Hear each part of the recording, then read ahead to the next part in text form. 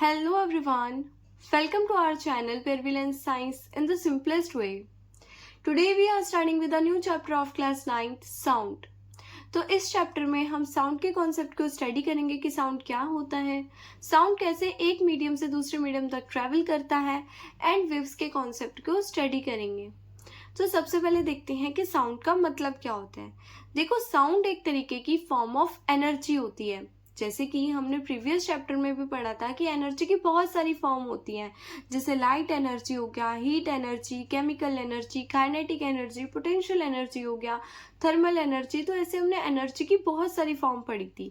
तो वैसे साउंड भी क्या है, एक एनर्जी की फॉर्म है जो हियरिंग की सेंसेशन को क्रिएट करता है, मतलब वो सुनने की सेंसेशन को प्रोड्यूस करता है। ठीक है, sound is a form of energy which create a sensation of hearing, जो क्या करता है, हियरिंग की सेंसेशन को क्रिएट करता है।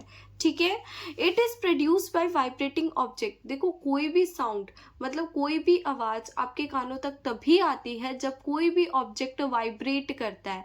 ठीक है, तो मतलब एक चीज समझो कि जहां पे भी कोई साउंड आ रही है तो इसका मतलब क्या है कि वहां पे वो ऑब्जेक्ट वाइब्रेट कर रहा है। ठीक है, वाइब्रेशन का मतलब क्या होता है, वाइब्रेशन का मतलब होता है किसी भी ऑब्जेक्ट का टू एंड फ्रो मोशन करना। टू एंड फ्रो मोशन करना, टू एंड फ्रो मोशन का मतलब क्या होता है, जैसे मान लो ये ऑब्जेक्ट है, ये ऑब्जेक्ट पहले यहाँ पे गया, देन फिर अपनी पोजीशन पे आया, फिर इस साइड गया, देन फिर अपनी पोजीशन पे आया। ठीक है, मतलब आगे पीछे बार बार होना, that is called vibration, to and fro motion करना। ठीक है, जैसे कि एग्जाम्पल में plucking a stretch rubber band. जैसे आप मान लो आप रबर बैंड को स्ट्रेच करो, रबर बैंड को स्ट्रेच करके आप बीच से उसको क्या करो, प्लग करो। तो जैसे ही आप उसको प्लग करोगे तो वो रबर बैंड क्या करेगी, वो रबर बैंड वाइब्रेट करेगी ना। वो रबर बैंड क्या होगी, बार बार वाइब्रेट होगी, ऊपर नीचे होगी। ठीक है, तो वहां से आपको एक साउंड सुनाई पड़ती है। ठीक है, उसके बाद जैसे देखो ह्यूमन वॉइस, मतलब जो ह्यूमन की जो आवाज निकलती है वो कैसे निकलती है, ह्यूमन वॉइस कैसे क्रिएट होती है। तो ह्यूमंस में जो वोकल्स होते हैं ना, जब वो वाइब्रेट करते हैं तब वॉइस प्रोड्यूस होती है, साउंड प्रोड्यूस होती है। ठीक है, तो कोई भी ऑब्जेक्ट अगर वाइब्रेट करता है तभी वहां पे साउंड सुनाई पड़ती है। ठीक है, अब देखो ये जो साउंड है ये प्रोपोगेट कैसे करती है। प्रोपोगेट का मतलब होता है कि साउंड कैसे एक सोर्स से दूसरे सोर्स तक ट्रेवल करती है। तो देखो, साउंड को एक सोर्स से दूसरे सोर्स तक ट्रेवल करने के लिए एक मीडियम की रिक्वायरमेंट होती है। ठीक है, साउंड को एक सोर्स से दूसरे सोर्स तक ट्रैवल करने के लिए एक मीडियम की रिक्वायरमेंट होती है। अब वो मीडियम कुछ भी हो सकता है, चाहे वो सॉलिड भी हो सकता है, चाहे वो लिक्विड भी हो सकता है, चाहे वो गैसेशियस मीडियम भी हो सकता है। गैसेशियस मीडियम का मतलब एयर के मीडियम में, लिक्विड का मतलब आपका हो गया वाटर के उसमें। ठीक है, सॉलिड में हो गया, सॉलिड में कोई भी जैसे तारे वगैरह होती हैं। ठीक है, वो सब। गैसेशियस मीडियम का एग्जांपल है, जैसे अब मैं बोल रही हूँ, अब मैं किस मीडियम में बोल रही हूँ, मैं एयर के मीडियम में बोल रही हूँ। ठीक है, तो ये गैसेशियस मीडियम का एग्जांपल। लिक्विड मीडियम का एग्जांपल, जैसे आप पानी में आप बेल को रखो, ठीक है, आप बेल को बजाओ तो देखना वो बेल की आवाज आपको सुनाई पड़ेगी पानी के बाहर भी। ठीक है, तो इसका मतलब क्या है कि पानी के अंदर से भी जो साउंड है वो क्या कर रहा है, ट्रेवल कर रहा है। ठीक है, उसके बाद सॉलिड का एग्जांपल है, जैसे मान लो आप एक कैन लो और एक कैन को एक स्ट्रिंग से अटैच करो और उसके दूसरे एंड पे भी एक कैन अटैच कर दो। जब आप यहाँ से बोलोगे तो वो जो आवाज है वो यहाँ तक, इस कैन के एंड तक आएगी और वो दूसरा जना इस कैन के एंड से सुन पाएगा। तो इसका मतलब क्या है कि जो साउंड है वो सॉलिड के थ्रू भी ट्रेवल करती है। ठीक है, तो साउंड को ट्रेवल करने के लिए क्या चाहिए, मीडियम चाहिए। ठीक है, वो मीडियम कोई भी हो सकता है, सॉलिड, लिक्विड, गैस। अब बात यह है कि साउंड कहाँ पे ट्रेवल नहीं करता, तो साउंड वैक्यूम में ट्रेवल नहीं करता। वैक्यूम का मतलब जहाँ पे बिल्कुल भी एयर नहीं होती, बिल्कुल भी ऑक्सीजन नहीं होती। ठीक है, दैट इज कॉल्ड वैक्यूम। जैसे आप स्पेस है, ठीक है, जैसे स्पेस है, सोलर सिस्टम है, वहां पे वैक्यूम है, वहां पे जो साउंड होती है वो ट्रेवल नहीं करती, मतलब साउंड जो है वो एक सोर्स से दूसरे सोर्स तक नहीं जाती। ठीक है, क्योंकि वहां पे कोई भी मीडियम नहीं है, लाइक सॉलिड, लिक्विड, गैस। अब देखो साउंड जो है अब वो मीडियम में ट्रेवल कैसे करता है। देखो, मान लो कोई भी एक ऑब्जेक्ट है, एक ऑब्जेक्ट है, वो वाइब्रेट करता है, साउंड प्रोड्यूस होती है। अब बात यह है कि जो ऑब्जेक्ट है वो वाइब्रेट करा, अब वो ऑब्जेक्ट की साउंड जो है वो दूसरे सोर्स तक जाएगी कैसे? देखो, अगर मान लो कोई भी एक ऑब्जेक्ट है वो वाइब्रेट करता है, एयर में क्या होते हैं, पार्टिकल्स होते हैं। हम एयर का एग्जांपल लेके चलते हैं। एयर में क्या होते हैं, एयर में बहुत सारे पार्टिकल्स होते हैं, ठीक है, एयर में बहुत सारे पार्टिकल्स होते हैं। अब मान लो ये जो ऑब्जेक्ट है ये वाइब्रेट करा, जैसे ये वाइब्रेट हुआ, जैसे ये वाला जो ऑब्जेक्ट है ये वाइब्रेट हुआ, तो ये क्या करेगा, एयर के पार्टिकल को पुश करेगा, एयर के पार्टिकल को पुश करेगा, एयर के पार्टिकल को डिस्टर्ब करेगा। मतलब मान लो ये जो ऑब्जेक्ट है, मैंने इसको वाइब्रेट करवाया, इसको डिस्टर्ब करा, तो ये क्या करेगा, ये एयर के पार्टिकल को पुश करेगा। तो एयर का ये जो फर्स्ट वाला पार्टिकल होगा ये डिस्टर्ब हो जाएगा, ठीक है, ये डिस्टर्ब हो जाएगा, तो ये भी वाइब्रेट करेगा। ये क्या करेगा, अपने दूसरे वाले पार्टिकल को पुश करेगा, ठीक है, ये अपने दूसरे वाले पार्टिकल को पुश करेगा। फिर ये जो दूसरा पार्टिकल होगा वो अपने तीसरे वाले पार्टिकल को पुश करेगा, तीसरा वाला पार्टिकल चौथे वाले पार्टिकल को पुश करेगा, ठीक है। और ऐसे करते करते जो इस ऑब्जेक्ट की जो साउंड है वो दूसरे सोर्स तक पहुंचती है।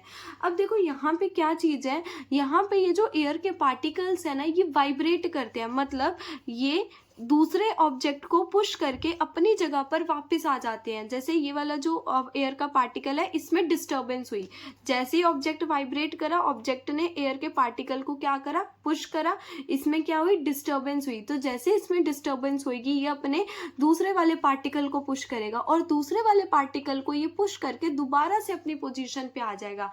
तो इसका मतलब है कि यहाँ पे सिर्फ डिस्टर्बेंस ट्रांसफर हो रही है, ना कि एयर के पार्टिकल्स। अब एयर के पार्टिकल्स यहाँ से यहाँ थोड़ी जा रहे हैं, एयर के पार्टिकल्स क्या कर रहे हैं, दूसरे पार्टिकल को पुश करके अपनी जगह पर दोबारा आ रहे हैं, ठीक है।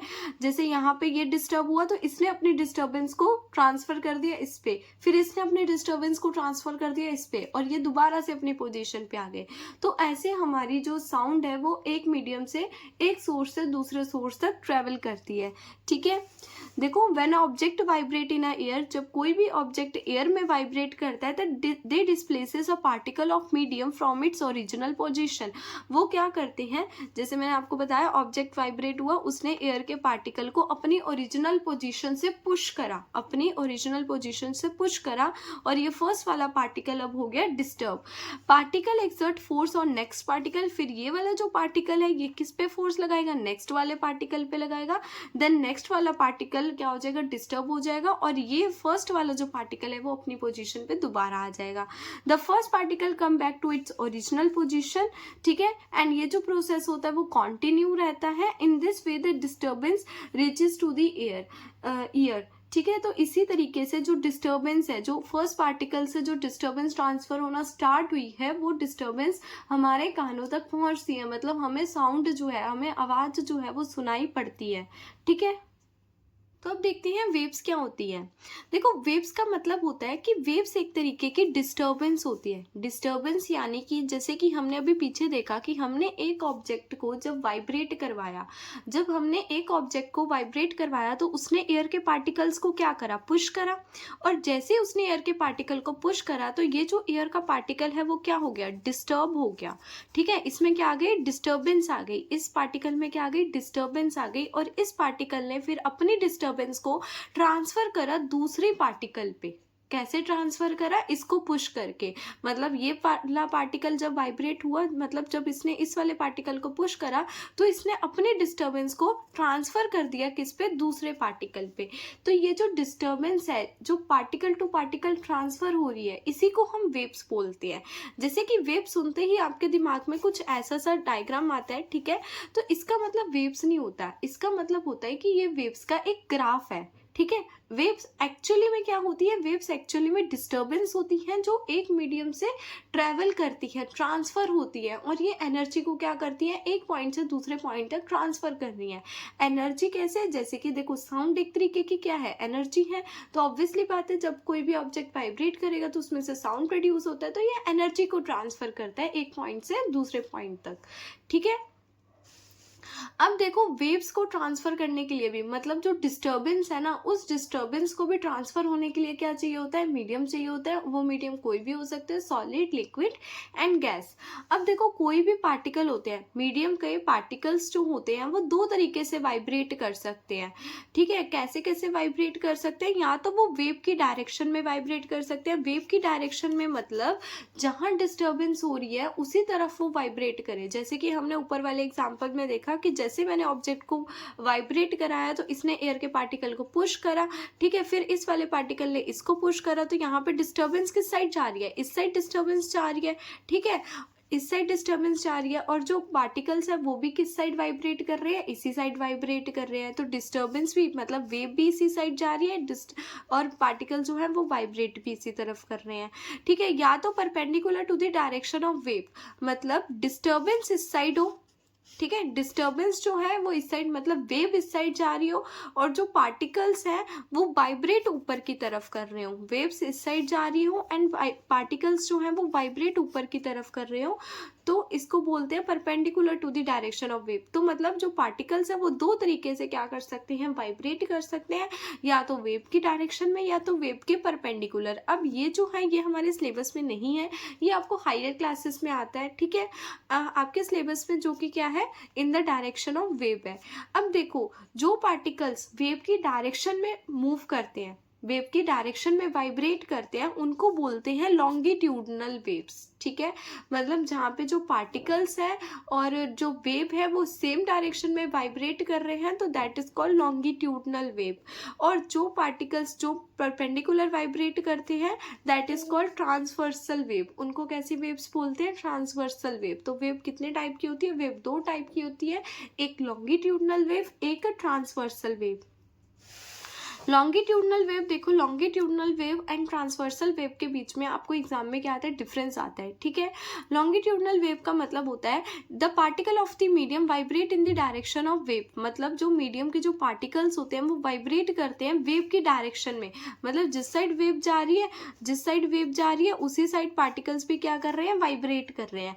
ट्रांसवर्सल वेव का मतलब क्या होता है, ट्रांसवर्सल वेव का मतलब होता है वेव इस साइड जा रही है, पार्टिकल इस साइड वाइब्रेट करते हैं। अब ऐसा कैसे, देखो आप क्या लो, आप एक रस्सी लो, ठीक है, आप एक रस्सी लो और उसको जोर से ऐसे पुश करो। रस्सी को पुश करोगे तो रस्सी कैसा सा मोशन दिखाएगी आपको, कुछ ऐसा ऐसा मोशन दिखाएगी रस्सी, ठीक है। तो यहाँ पे क्या हो रहा है, यहाँ पे जो रस्सी क्या कर रही है, वो जो स्ट्रिंग है, वो रस्सी जो है वो हवा के जो पार्टिकल हैं उनको ऊपर की तरफ वाइब्रेट करवा रही है। उनको कहाँ वाइब्रेट करवा रही है, ऊपर की तरफ वाइब्रेट करवा रही है। और जो डिस्टर्बेंस है वो कहाँ जा रही है, इस साइड जा रही है। तो ये एग्जाम्पल है किसका, ट्रांसवर्सल वेव का। तो लॉन्गिट्यूडनल वेव का एग्जांपल क्या है, जैसे साउंड वेव। साउंड वेव हमने देख ही लिया कि एक ऑब्जेक्ट है, वाइब्रेट हुआ, उसने दूसरे ऑब्जेक्ट को पुश करा, दूसरे ने तीसरे को, तीसरे ने चौथे को, तो ये दोनों इसी डायरेक्शन में जा रहे हैं। तो ये इसका एग्जांपल क्या है, साउंड वेव। और ट्रांसवर्सल का है वेव ऑन स्ट्रिंग। उसके बाद देखो जो लॉन्गिट्यूडनल वेव है ना, ये ट्रैवल कर सकती है, मतलब एक सोर्स से दूसरे सोर्स तक जा सकती हैं। तो इनको एक मीडियम की रिक्वायरमेंट होती है। तो यहाँ पे सॉलिड मीडियम हो, लिक्विड मीडियम हो, गैस मीडियम हो, तो ये तीनों मीडियम में क्या कर सकती है, ट्रैवल कर सकती है लॉन्गिट्यूडनल वेव। लेकिन जो ट्रांसवर्सल वेव है ये सिर्फ और सिर्फ सॉलिड मीडियम में ही ट्रैवल करती हैं, ठीक है। अब उसके बाद देखते हैं कंप्रेशन एंड रेयर फ्रैक्शन क्या होता है।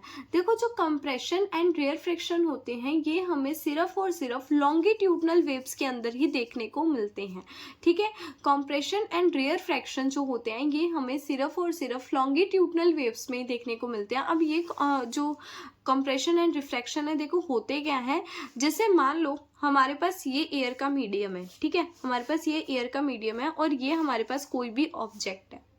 तो जैसे और एयर के जो पार्टिकल्स हैं एकदम ऐसे पड़े हुए हैं, ठीक है, एकदम एक सेम डिस्टेंस पे ऐसे एयर के पार्टिकल्स पड़े हुए हैं। अभी तक एयर के पार्टिकल्स अनडिस्टर्ब है, ठीक है, अभी तक इन पे कोई भी वेव नहीं आई, कोई भी डिस्टर्बेंस अभी तक इनमें नहीं आई। ये जो पार्टिकल्स है अभी अनडिस्टर्ब है, बिल्कुल रिलैक्स होके पड़े हुए हैं।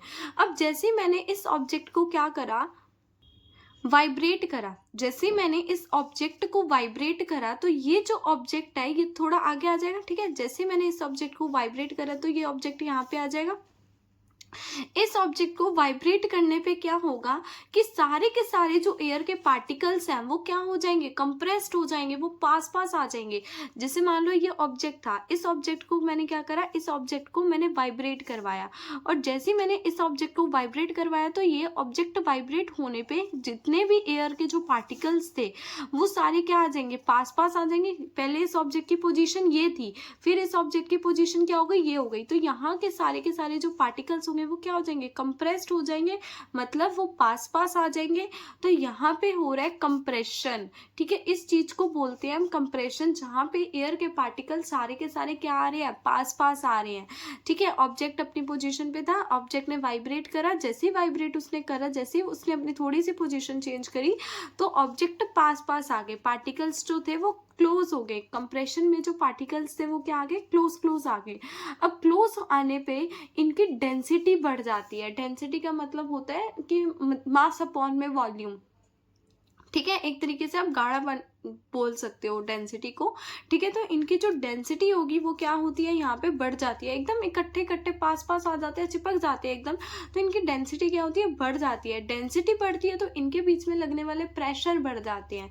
तो कंप्रेशन में हमारी तीन चीजें हो रही हैं, पहले पार्टिकल्स क्लोज आ रहे हैं, डेंसिटी बढ़ रही है, डेंसिटी की वजह से प्रेशर इंक्रीज हो रहा है। अब देखो ऑब्जेक्ट वाइब्रेट हो रहा है, वाइब्रेट होने का मतलब क्या है कि ऑब्जेक्ट पहले इधर आया, देन अपनी वो पोजीशन पे दोबारा वापस जाएगा। तो जब ये जो ऑब्जेक्ट अपनी पोजीशन पे दोबारा वापस चला जाएगा तो एयर के पार्टिकल्स क्या हो जाएंगे, दोबारा रिलैक्स हो जाएंगे, दोबारा अपनी जगह पे वापस आ जाएंगे। ठीक है, देखो यहाँ पे दोबारा अपनी जगह पे क्या आ गए, वापस आ गए। ठीक है, तो इस चीज को हम बोलते हैं रेयर फ्रैक्शन, इस चीज को हम बोलते हैं रेयर फ्रैक्शन बोलते हैं। ठीक है, रेयर फ्रैक्शन में क्या होता है, जो ऑब्जेक्ट होता है अपनी पोजीशन पे दोबारा आ जाता है। अब देखो यहाँ पे ऑब्जेक्ट, यहाँ पे क्या है, पार्टिकल क्लोज हो रहे हैं, यहाँ पे ऑब्जेक्ट अपनी पोजीशन पे दोबारा वापस आ गया, तो यहाँ के जो पार्टिकल्स होंगे वो क्या हो जाएंगे, दूर दूर हो जाएंगे। दूर दूर होने की वजह से इनके बीच की जो डेंसिटी होगी वो भी क्या हो जाएगी, कम हो जाएगी। डेंसिटी कम होएगी तो इनके बीच में लगने वाला जो प्रेशर है वो भी कम हो जाएगा। ठीक है, उसके बाद देखो कंप्रेशन एंड रेयर फ्रैक्शन के बीच में डिफरेंस क्या है। कंप्रेशन में क्या हो रहा है, कंप्रेशन में हो रहा है कि जो पार्टिकल्स हैं वो क्या आ रहे हैं, एकदम पास पास में आ रहे हैं, चिपक जा रहे हैं पार्टिकल्स। ठीक है, रेयर फ्रैक्शन में क्या हो रहा है, जो पार्टिकल्स हैं वो दूर जा रहे हैं। ठीक है, region of the higher pressure, compression में जो प्रेशर लगता है वो बहुत ज़्यादा हाई लगता है, जैसे कि हमने यहाँ पे भी देखा पार्टिकल्स चिपक जा रहे हैं तो इनके बीच में प्रेशर जो लगेगा वो बहुत ज़्यादा हाई लगेगा। और रेयर फ्रैक्शन में क्या होगा, लो प्रेशर, क्योंकि पार्टिकल्स एकदम दूर हैं, ठीक है, रिलैक्स बैठे हुए हैं पार्टिकल्स, तो यहाँ पे प्रेशर एकदम कम लगेगा। डेंसिटी बढ़ेगी, रेयर फ्रैक्शन में डेंसिटी कम होएगी। ठीक है, particle move toward each other, यहाँ पे पार्टिकल एक दूसरे के पास आ रहे हैं, मतलब एक दूसरे की तरफ जा रहे हैं, और यहाँ पे पार्टिकल एक दूसरे से दूर जा रहे हैं। ये क्रस्ट को फॉर्म करते हैं, ये ट्रफ को फॉर्म करते हैं। अब क्रस्ट क्या होता है एंड ट्रफ क्या होता है ये हम आगे स्टडी करेंगे। ठीक है।